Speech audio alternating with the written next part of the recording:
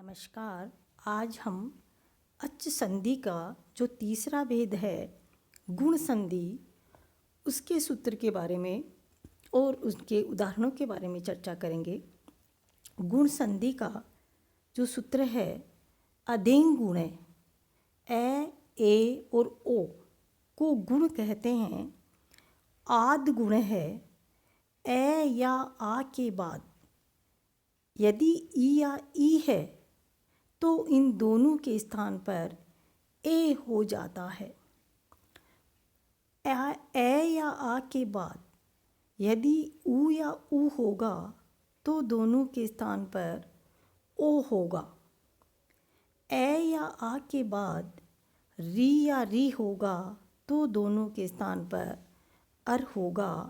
ए या आ के बाद ली होगा तो दोनों के स्थान पर अल हो जाएगा। आद गुणे सूत्र से आद गुणे का उदाहरण है उपेंद्र है। उपेंद्र का सबसे पहले हम संधि विच्छेद करेंगे। उपधन इंद्र है। यहाँ उप में ए स्वर है और इसके आगे इंद्र का ई है। अतः आद गुण सूत्र से ए धन ई इन दोनों के स्थान पर ए गुण होकर उपेंद्र है रूप बनेगा। इसी प्रकार से इसका दूसरा उदाहरण है गंगोदकम। सबसे पहले हम गंगोदकम का संधि विच्छेद करेंगे। गंगा धन उद्कम। यहाँ पर गुण संधि है।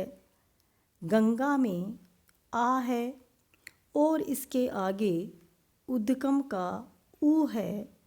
अतः आद गुण सूत्र से आ धन ऊ इन दोनों के स्थान पर ओ गुण होकर गंगोदकम रूप सिद्ध होगा। इसी प्रकार से कृष्ण रिधि ये उदाहरण है। कृष्ण रिधि में सबसे पहले हम इसका संधि विच्छेद करेंगे तो बनेगा कृष्ण धन रिधि। यहाँ कृष्ण में ए है और इसके आगे रिधि का री है तो ए के बाद में री है।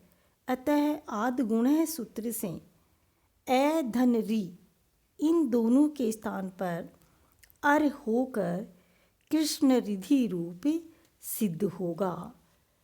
अगला जो यण संधि है, यण संधि का सूत्र है इको यणची। इको यणची सूत्र की व्याख्या है इक। इक का मतलब होता है ई ऊ री और ली के स्थान पर यण यानी ई का ये, ऊ का व, री का रे और ली का ल हो जाता है। बाद में कोई अच यानी स्वर हो तो। इसका उदाहरण है शुद्ध्युपासय है। शुद्ध्युपासय में सबसे पहले हम इसका संधि विच्छेद करेंगे तो बनेगा सुधी धन उपासय है। यहाँ सुधी में ई है और इसके आगे उपासय का उ स्वर है। अतः इको यणची सूत्र से ई का ये होकर बनेगा सु ध। ई के स्थान पर ये हो जाएगा तो ये धन उपासय है। फिर इनको संयुक्त करेंगे तो शुद्ध्युपासय है बनेगा। यण संधि का दूसरा उदाहरण है मध्वरी। सबसे पहले हम इसका संधि विच्छेद करेंगे तो बनेगा मधु धन अरिहि। यहाँ मधु में ऊ है और इसके आगे अरि का ए स्वर है। अतः इको यणची सूत्र से ऊ का व होकर मैं ध व अरिहि बना। फिर इनको संयुक्त करने पर मध्वरी रूप सिद्ध हुआ। धन्यवाद।